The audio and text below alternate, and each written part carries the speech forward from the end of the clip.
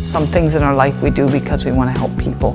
And being a volunteer is one way to do that. EMS has been a huge part of my life for a lot of years, and a lot of really good things have come to me as a result. Well, I've always been interested in the medical industry, so I just decided that I wanted to be an EMT and start with that. So I took the class and I became an EMT.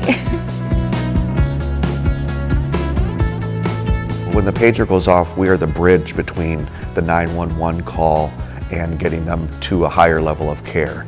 And that is the important part. It might be only 15 minutes to a half hour, but it's a very important one. I would not do it if we got paid. That's just how I feel about it. They come from all walks of life. I've had students that come right out of high school. I've had middle-aged individuals that their kids are grown and busy in their lives and decided that they want something to do.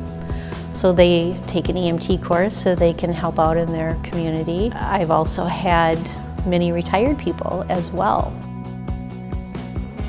There's always room for more. The numbers are a little deceiving when you look at numbers and say, well, gee, you have a lot of numbers. Well, they're not all available to go all the time. So the more you have, the easier it is on everybody.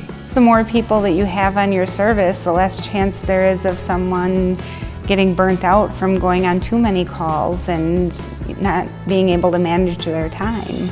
Since we are volunteer, everybody has other jobs, and there's certain times of the day where a lot of us just are not available. I teach elementary school and I can't leave a classroom full of 20, 11-year-olds sitting by themselves while I go out in the community. Really volunteering, you're not required to put in, full-time hours. It's when you can help, come ahead. There's always times in your life when you can't give as much. Then it'll come back around, and then maybe 2 years later, your life changes again and you're able to give more again. So we kind of take whatever people can give, if they can take one shift a month as far as being on the schedule, that's great. If they can go on, one run a month, that's awesome. You just pick the time that you can volunteer and go for it.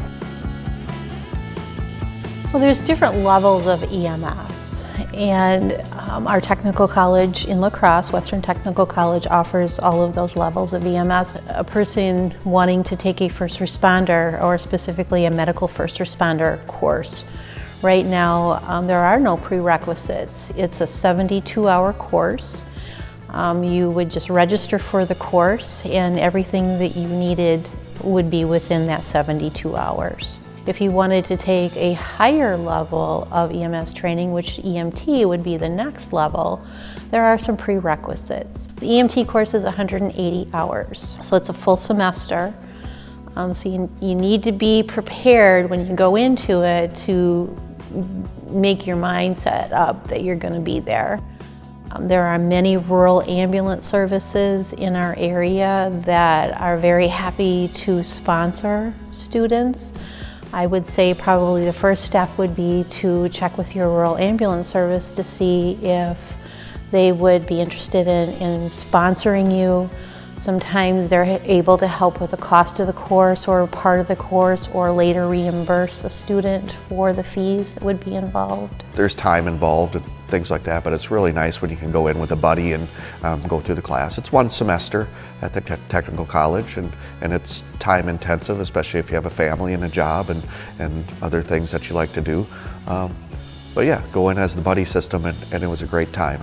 I think back and smile about our classes together and be able to just meet down at the station, practice. If you want to help people and you're dedicated to helping people, then the course is not going to be a problem.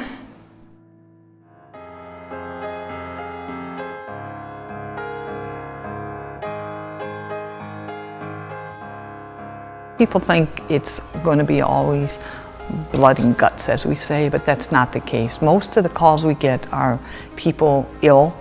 We get a lot of calls from the Lafarge Clinic to take them to Viroqua, Madison, La Crosse. We have about a 15-minute ride to our hospital, and people just want to be talked to and comforted. And, that's the majority of our calls.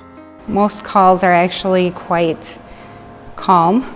You also get the ones that it's just somebody that fell and needs help getting up, or just needs to be taken to the hospital because they're not feeling well. So it's not all about the blood and the trauma and the gore.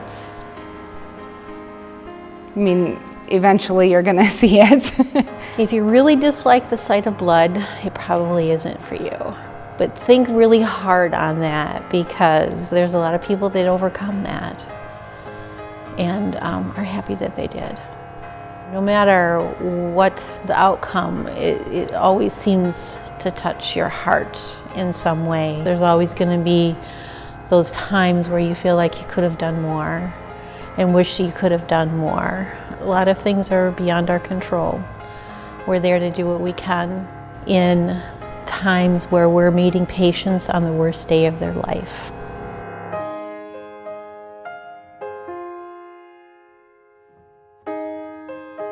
And it really comes down to people skills. If you can talk to people and sympathize with what they're going through, you would be a great EMT.